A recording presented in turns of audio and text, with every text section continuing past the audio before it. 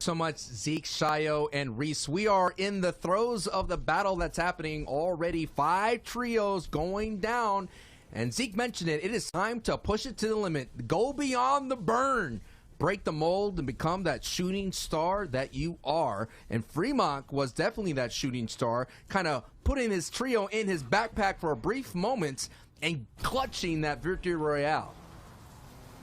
Yeah, and I mean, just his ability to execute in the late game, knowing when to go, and just the fact that the trios all effectively gave up on height at the same moment when he was able to get a pick and get shockwaves to go up. And we talked about a little bit yesterday how late game shockwaves and having that utility in the final circles ends up being just that much more valuable because basically everyone else has already burned theirs. In every game here, we have 3 more left. This is getting into the final frames of day 2. All of our competitors have 12 opportunities to kind of solidify themselves. And now, Seventor dealing with some tags here is going to have to kind of abandon ship at the moment and dive away using that natural cover in the trees. And this is not good, considering that this is one of those teams that are going to try to do their best to squeeze on into that top 15. And, I mean, yes, you can have a pop-off game, but Seventor, Lincoln, Fremont are sitting in that 15th place. We're talking about a bubble that almost got bursted by a trio that's just looking for storm tags.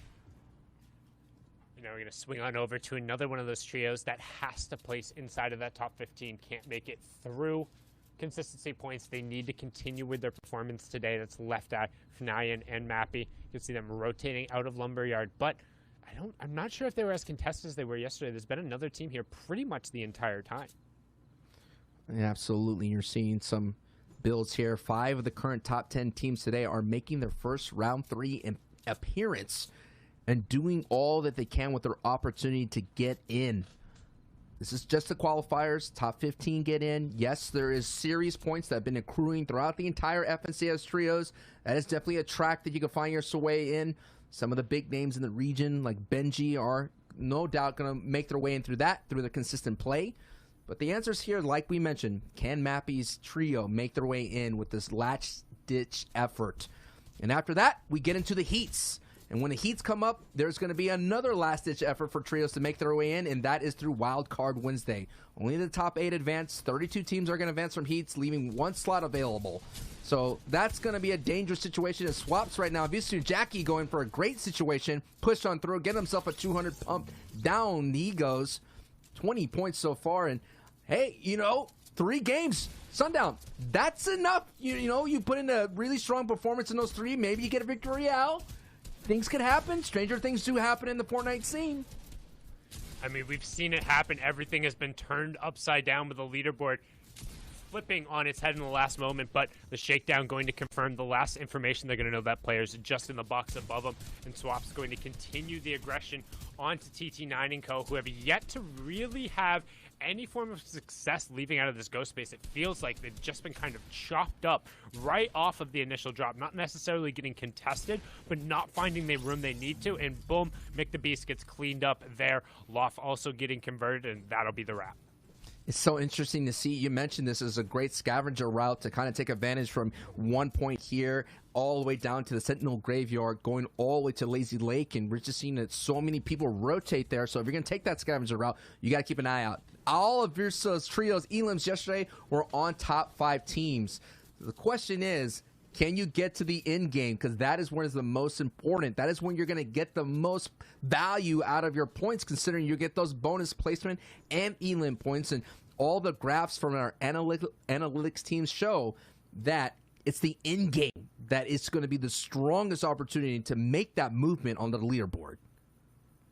I mean, and that's just the nature of that point format, with placement points being granted for each team that you end up outlasting in the top 17, and then top 3 getting an additional +2, the second place team getting +4, and then Victory Royale being worth 5 points. So an additional 11 points available to those top 3 placers. So we're going to hop on board here.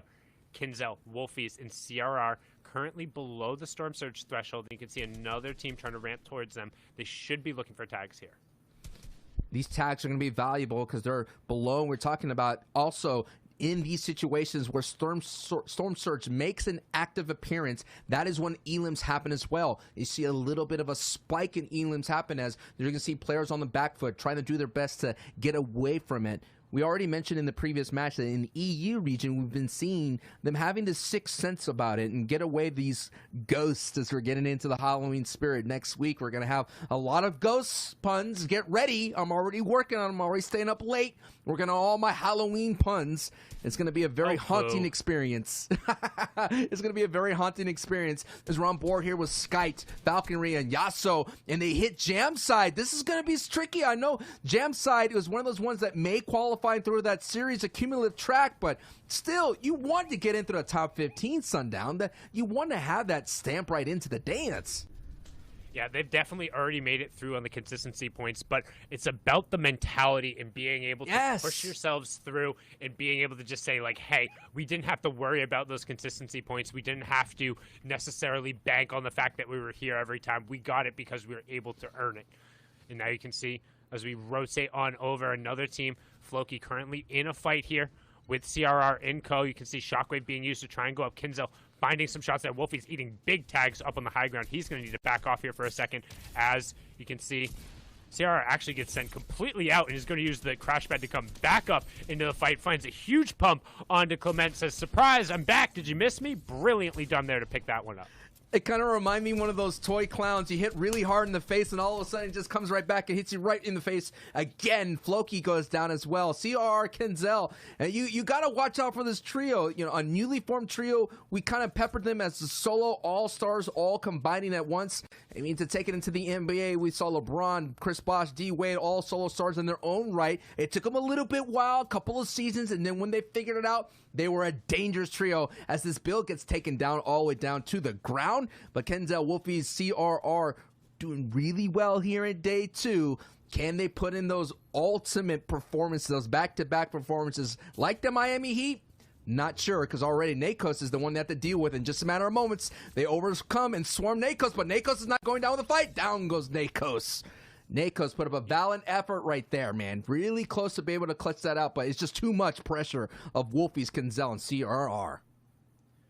And he was trying to just take somebody with him, but in that circumstance, rushing into the box, even if somebody gets knocked, you're not going to have the time to get the conversion between them going down but not out. But now we're going to hop on board here.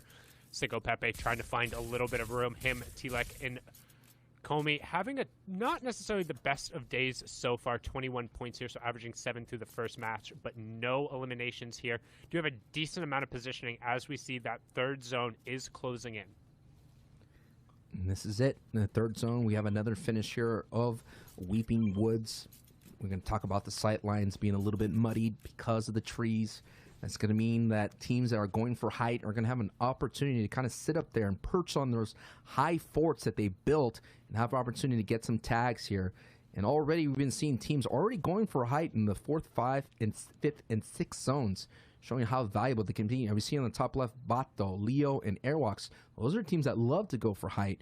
And there's different play styles, but I like the play styles of Henan, Putrik, and Deceptos. They're kind of like the in-between. They could do it all ways. We see them be so successful down in the ground, in the low ground. We see them so successful in mid-ground.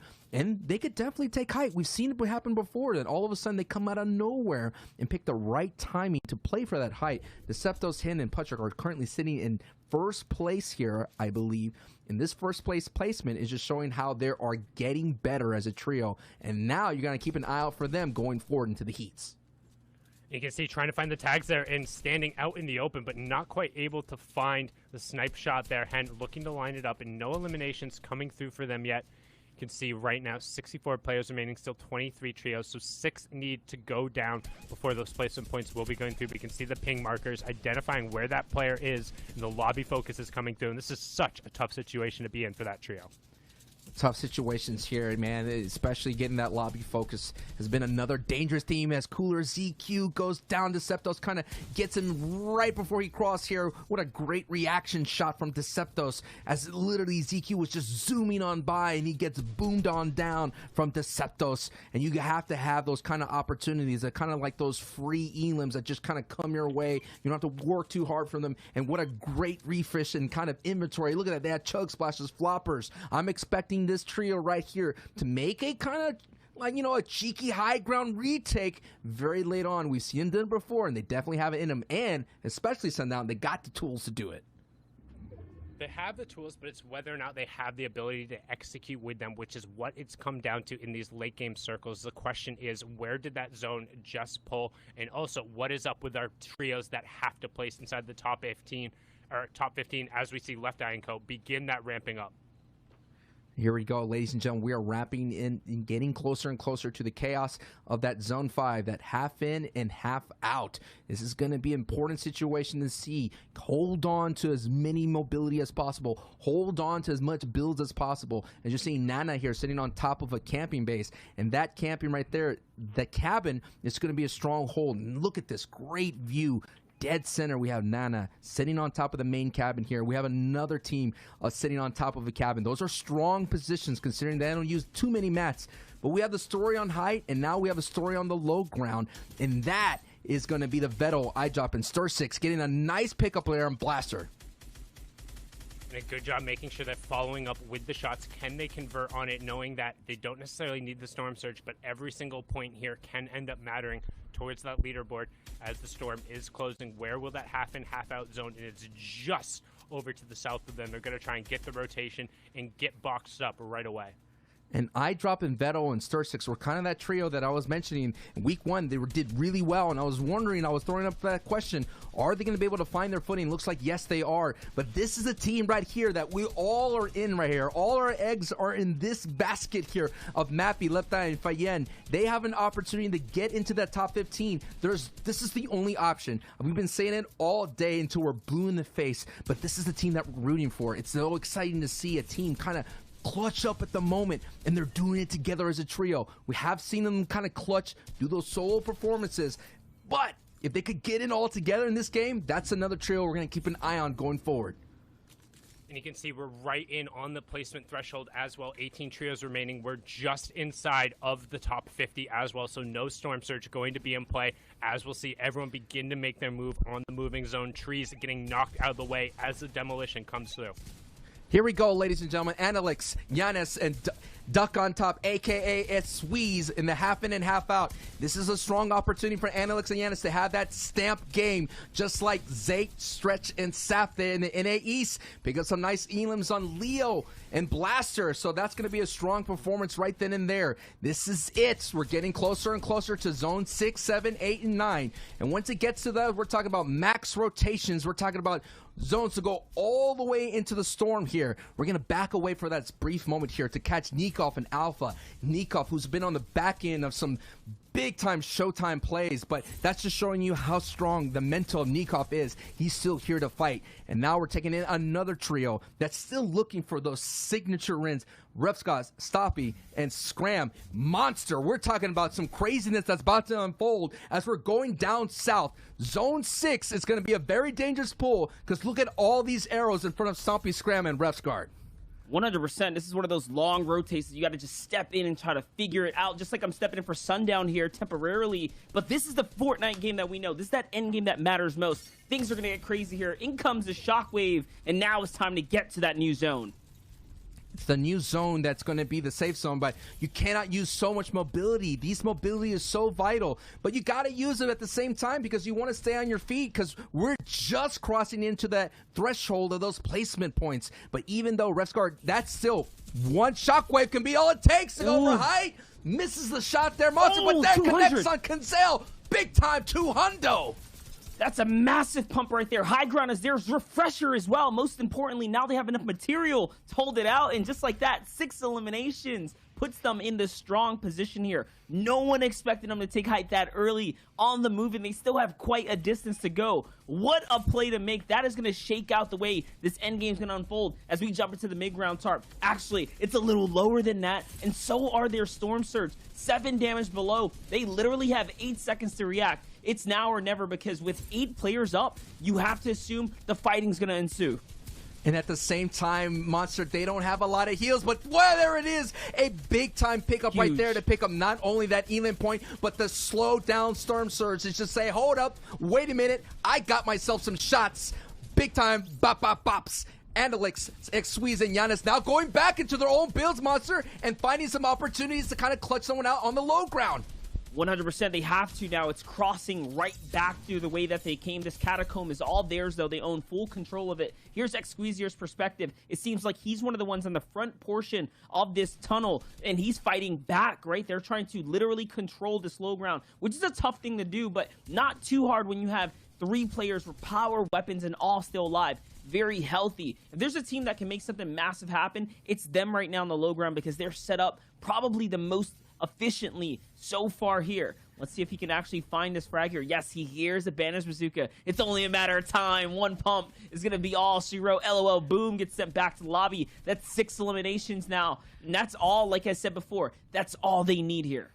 And we're seeing right here Stompy, Refsguard, and Scram still holding on to high. We see Hen as well. Hen is sitting up, so dangerous. He is still up. Mappy, the team that we're all rooting for to make it in, is still up. But Stir6, Vettel, and Eyedropper are on the low ground. What's going to see what's going to unfold? Will these low ground warriors collide as we're on board with Swaps, Jakey, and Versu? And we mentioned that they get a lot of elims in the top 10 here, Monster. So this is when they start ramping up and cooking. This is when everyone does. This is the time to do it now. 10 teams left, 24 players, so many points left on a board here. You can see they're hungry for it as well. They're hopping right inside. They need to make a big stride back upwards as well. That's a nice frag right there. And not only that, they pick up all the material as well. As we know, though, high ground Stompy, my gosh, is so safe and protected up there. If he has heals, this game is over now because everyone else is jumping now. His teammates are already down in the mix here. You can see Refsguard and Scram there literally making it that much harder for everyone else here. This wide shot gives us the perfect idea of what's unfolding. Yeah, and Versu getting a lot of the top 10 names, so this is how they're doing it. But the story is Scram and Stompy and Refsguard, and this is the split that we see in trios done so well. They kind of send everybody down, and they just create so much chaos with their power weapons that they have. Bang! Wow. Right then and there, Versu gets taken out with a big-time blast of the shotgun, and it's just a matter of moments. They just got to maintain height as much as possible and make sure that no one shockwaves up. But you're talking about how high Stompy is, and Refsguard, I think it's Refsguard up there, or Stompy is, no one's going to touch him. That is what's the definition of ultimate height. Yeah, there's 2 birds for 1 stone here. The firing coming down from Stompy, the action that's unfolding from Scram and Refsguard in the thick of it. You can see they're literally converting on elim after elim. Now the storm pressure to back it up as well. It's eyedrop 7, but it doesn't matter. It just is just enough for them to just maintain the victory here. Victory Royale, the signature Victory Royale that I was looking for from this strong trio.